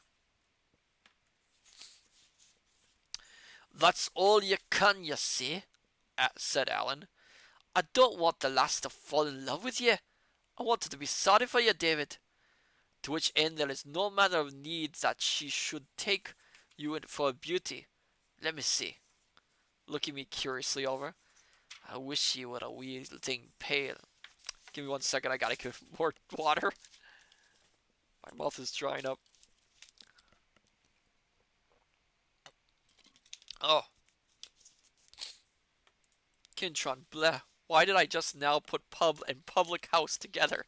Yes, that is where the word pub comes from. Public house. Let me see. Looking me curiously over. "I wish ye were a wee thing paler. But apart from that, ye do fine for my purpose. Ye've a fine hen dog rag and tatter, clapper McClaw kind of look to ye. as if had stolen the coat from a potato bogle. Come, right about, and back to the change house for that boat of ours. I followed him laughing. David Balfour, said he, you're a very funny gentleman by your way of it. This is a very funny employ for ye, no doubt. For all that, if ye have any affection for my neck, to say nothing of your own, you will perhaps be kind enough to take this matter responsibly. I am going to do a bit of play acting, the bottom ground of which is just exactly as serious as the gallows for the pair of us. So bear it, if you please, in mind, and conduct yourself accordingly. Well, well, said I, have it as you will. Oh, and hello there, Kintron. Welcome! We are on the last chapter of tonight's reading. I'm trying to get through it. It's very difficult. As we got near the Klechan, he made me take his arm and hang upon it, like one almost helpless with weariness. And by the time he pushed open the change house door, he seemed to be half carrying me. The maid appeared surprised, as well she might be, at our speedy return, but Hallen had no words to spare for her in an explanation, helped me to a chair, called for a tass of brandy, with which he fed me in little sips, and then breaking up the bread and cheese, helped me to eat it like a nursery lass. The whole with that grave, concerned, affectionate countenance that might have imposed upon a judge. It was small wonder if the maid was taken with the picture we presented, of a poor, sick, overwrought lad, and his most tender comrade. She drew quite near, and stood leaning with her back on the next table. "What's like wrong with him?" said she at last. Allan turned upon her, to my great wonder, with a kind of fury. "Run!" cries he.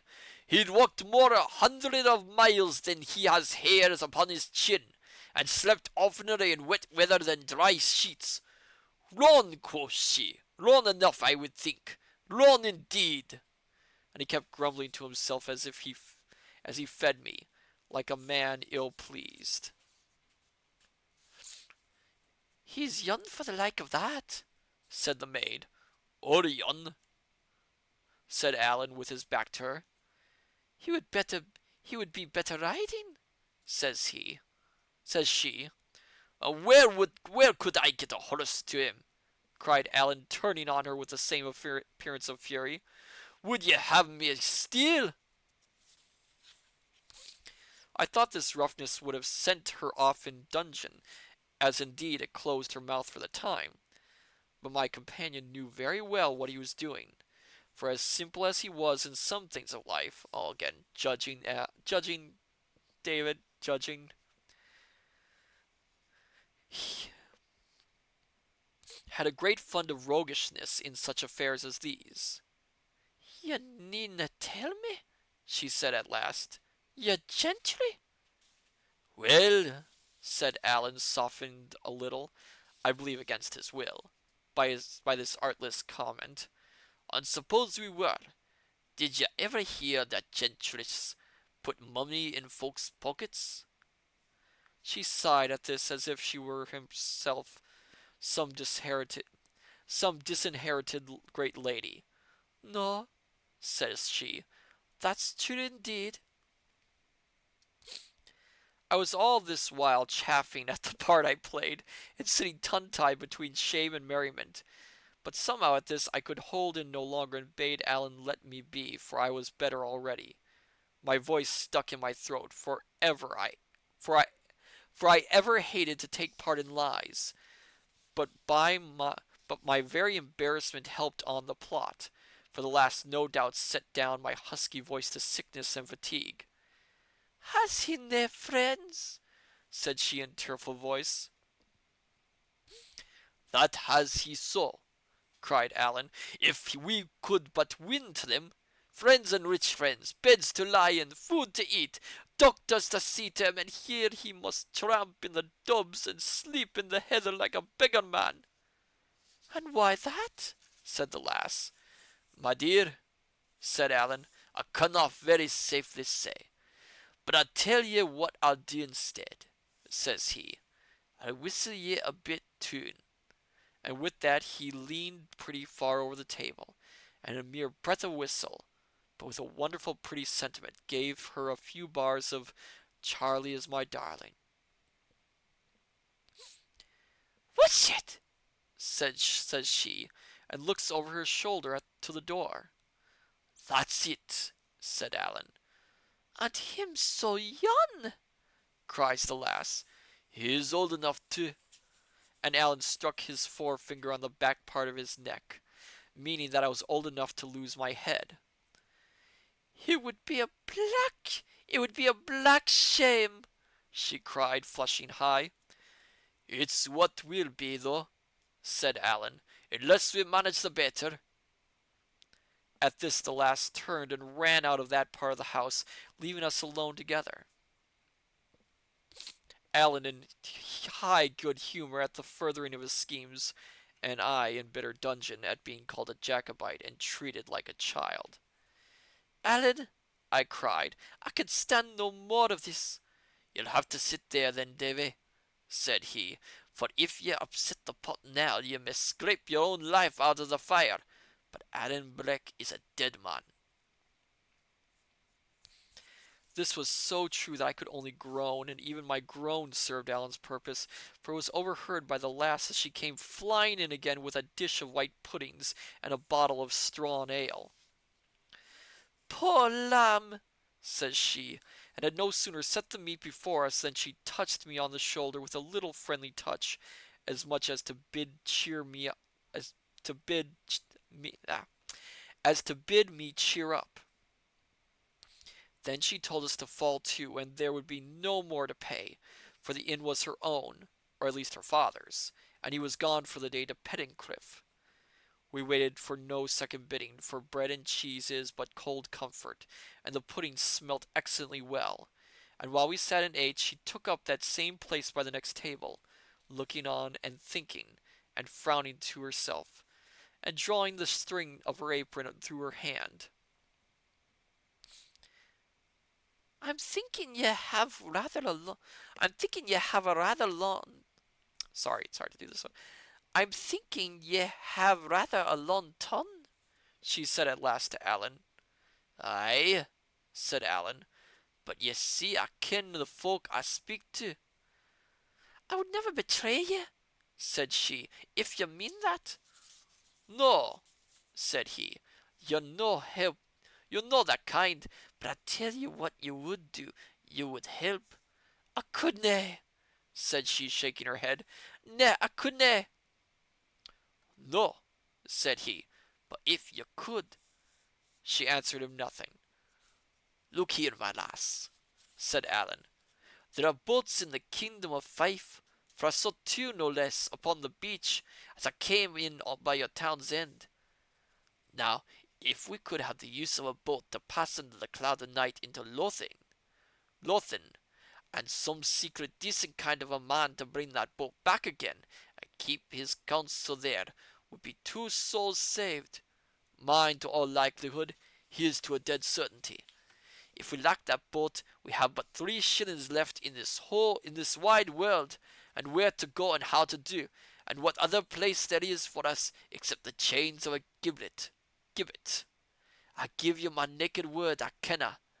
Shall we go wanting, lassie, and ye to lie in your warm bed, and think upon us when the wind growls in the chimney, and the rain twirls on the roof, and yet eat your meat by the cheeks of a red fire, and think upon this poor sick lad of mine, biting his finger ends on a bare moor for corn and hunger. Sick or sound, he must be moving with the death grapple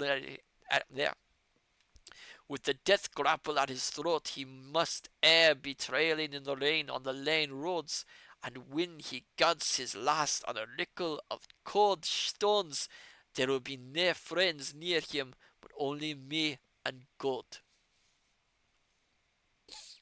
At this appeal I could see the lass was in great trouble of mind, being tempted to help us, and yet in some fear she might be helping malefactors. And so now I determined to step in myself. step in myself and to ally her scruples with a portion of the truth. "Did ever ye hear," said I, "of Mr. Rankeller of the ferry?" "Rankeller the writer?" said she. "Does say that?" "Well," said I, "it's to his door I am bound, so you may judge by that I am if I am an ill doer. And I would tell you more, that though I am indeed by a dreadful error in some peril of my life, King George has no truer friend in all Scotland than myself." Her face cleared up mightily at this, although Ellen's darkened. That's more than I would ask," she said. "Mr. Rankeller is a cant man," and she bade us finish our meat, get clear of the kitchen as soon as might be, and lie close in the bit wood on the sea beach. "And you can trust me," says she. "I'll find some means to put you over." At this we waited for no more, but shook hands with her upon the bargain, made short work of the puddings, and set forth again from lime kilns as far as to the wood. It was a small piece of perhaps a score of elders and hawthorns, and a few young ashes, not thick enough to veil us from passer-by upon the road or beach. Here we must lie, however, making the best of the brave warm weather, and the good hopes we now had of a deliverance, and planning more particularly what remained for us to do. We had but one trouble all day, when a strolling piper came and sat in the same wood with us, a red-nosed, blear-eyed, drunken dog, with a great bottle of whiskey in his pocket, and a long story of wrongs that had been done him by all sorts of persons, from the Lord President of the Court of Sessions, who had denied him justice, down to the Ballies of Inverkeithshire. I am probably butchering all these names. I apologize anyone who's from Scotland. I'm sorry. To the Ballies of Inverkeithshire, who had given him more of it than he desired. It was impossible but he should conceive some suspicion of two men lying all day concealed in a thicket, and having no business to allege. As long as he stayed there, he kept us in hot water with prying questions, and after he was gone, as he was a man not very likely to hold his tongue, we were in the greater impatience to be gone ourselves. The day came to an end with the same brightness. The night fell quiet and clear. Lights came on in houses and hamlets, and then, one after another, began to be put out. But it was past 11, and we were long since strangely tortured with anxieties, before we heard the grinding of oars upon the rowing pins. At last we looked out and saw the lass herself coming rowing to us in a boat. She had trusted no one with our affairs, not even her sweetheart, if she had one, but as soon as her father was asleep had left the house by a window, stole a neighbor's boat, and come to our assistance single-handed. I was abashed how to find expression for my thanks, but she was no less abashed at the thought of hearing them, begged us to lose no time and to hold our peace, saying, very properly, that the heart of our matter was in haste and silence. And so, what was one thing and another, she had set us on the Lothian shore not far from Carridon, had shaken hands with us, and was out again at sea and rowing from lime kilns, before there was one word said either of her service or our gratitude. Even after she was gone, we had nothing to say, as indeed nothing was enough for such kindness. Only Allan stood a great while upon the shore, shaking his head. "It is a very fine lass," he said at last. "David, it is a very fine lass." And a matter of an hour later, we were lying in a den on the seashore, and I had been already dozing. He broke out again in commendations of her character. For my part, I could say nothing. She was so simple a creature that my heart smote me both with remorse and fear. Remorse because we had traded upon her ignorance, and fear lest we should have anyway involved her in the dangers of our situation. And we shall stop there, my dear scholars. Oh, I can hear my voice all crackly now. Oh, well, seems like our protagonists are near the end of their goals. And we only have 4 chapters left in the book, so we have one more stream worth of this novel. We are very close to the end, my dear scholars. Oh my goodness. I hope you've been enjoying this book as well. Oh my goodness, I am so worn out. I am somewhat weary right now, my dear scholars, so I don't know how much I should talk about the book. Usually I would discuss it. Again, it's nice that David got a little bit of his comeuppance when it comes to his attitude. UN20, you have done a marvelous job. Thank you, thank you. It was a lot of fun that we had essentially a bagpipe off in the middle of this book. I was not expecting that, but that was great. And yeah, they're finally close to their goal. So, next week, rest of the week, I don't think I have anything else going on the rest of the week. Next week, we will be, if everything goes according to plan, again, Psychonauts on Tuesday. And then on Thursday, we will be finishing Kidnapped. Kind of excited to see what the ending of this book is. So, before we go, let's see who we can raid.